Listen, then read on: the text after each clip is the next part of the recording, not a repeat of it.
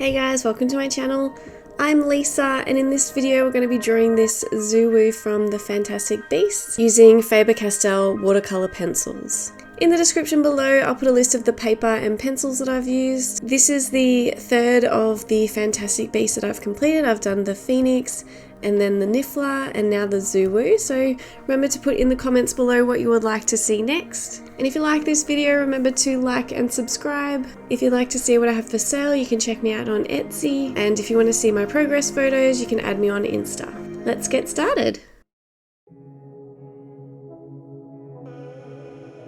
So to start with this one, I did want to do some of the facial features just because it puts some character into the piece and it's a really good place to start. So what I did was go in with a light outline of the burnt sienna, and then went in with the lighter colours like the light cadmium yellow, dark Naples ochre into the yellow section.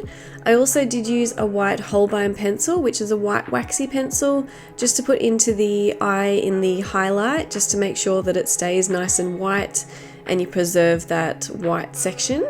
The colours I used for the nose was the pink madder lake, purple violet, magenta and red violet. For the darker outline around the nose, I used the black, dark indigo, purple violet and magenta. So I'd start by putting a couple of layers down of the pencil and then going in and blending with the water using the brush, and then waiting for that to dry and then going over and doing another couple of layers. So pretty much the same thing you do for the base layer, you do that after the water dries. When you're working with watercolor as well, you need to remember that if you are working on a section that connects to a previous section that you've done, if it's still wet, it will bleed into the other area. So make sure that your pencil is fully dry before you go in and put another layer down with water. So for the face, the colours I used was the cream, warm grey one, burnt ochre, sanguine, and for the yellow colours, some of the dark Naples ochre, and then getting a bit darker with the red violet and middle cadmium red. So moving on to the mouth, I was really nervous about this section, but it is easy if you just break it up into different sections. So if you have a look at the reference photo and then start to map out all of the shapes you can see in the mouth and just start to add them in really gradually one by one. Make sure to put a couple of the lighter colours down, blend all of that with the water, wait for that to dry, and then put down some more layers. It's just a matter of being really patient and making sure you're not working from like a darker section into a lighter section with the water, because it will all sort of blend together and you won't get the sections like the teeth and gums and that sort of thing as separate. Once you do the first layer and it is quite light and you blend it all together, it does look a little bit odd, but remember every piece goes through the ugly stage, so you just need to keep persisting and build up the tones and the colours and it'll get there in the end. One of the tricks I did use for the tongue was using the white Holbein pencil, and you can go in and use it to blend the colours down and make them look like light and opaque, which you can see on the tongue. Moving on to the mane, I knew this was going to be pretty tricky, so again just breaking down the shapes that you can see and working on sort of clumps and sections at a time. So what I did was go in and put in a couple of layers of the reds, orange and yellows, and then blend that all down with the water, and then waiting for that to dry, I moved on to the next section, which was the arm, put all of that in, and then you go back to the hair when it's all dry and start to add in more of the details and all of the darker sections and blending it all down. So just making sure to work on sections at a time. So the book I'm using for this is my Nerdforge book, which I've put the Niffler in as well. So I want to do a bit of a series on these animals. So remember to put in the comments below which animals you would like to see next. I would like to work on Buckbeak, and I'm even thinking next maybe the Stormbird, but it is hard to find good photos of them for reference, but I would like to work on the Stormbird next, I think. So when it came to putting in the darker values, I did use the dark indigo quite a lot and went in with the darker purples and reds, which is the purple violet, magenta and middle cadmium red, and the dark red as well. Adding the purple colours in with the orange tones really make it sort of a grayscale effect, which makes it look more like a shadow without having to add any black, which can really make it look all muddy and darker. So at the bottom of the mane as well, there are sort of speckles of fire. So there's sort of white, yellow and orange, red colours coming off each of the little spots.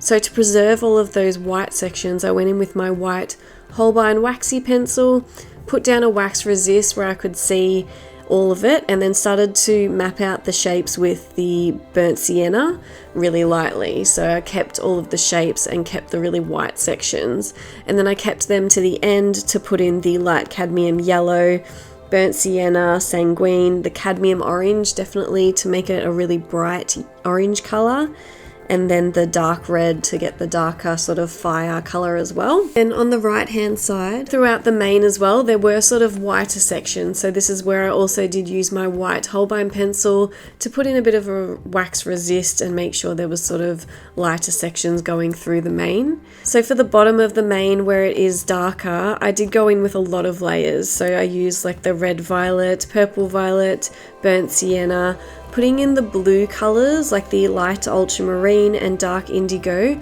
makes it sort of that grayscale effect again. So down the very bottom of the mane you can see a lot of the dark indigo and black colours in there, but you don't want to go in too heavy-handed to start with. You just want to lightly build up the colours. So I did go in to the bottom of the mane maybe 2 or 3 times with the colours, then blend it all down with the water and then go back over again. So it's not just a matter of putting down one layer and then blending it all together and saying that it's not working out.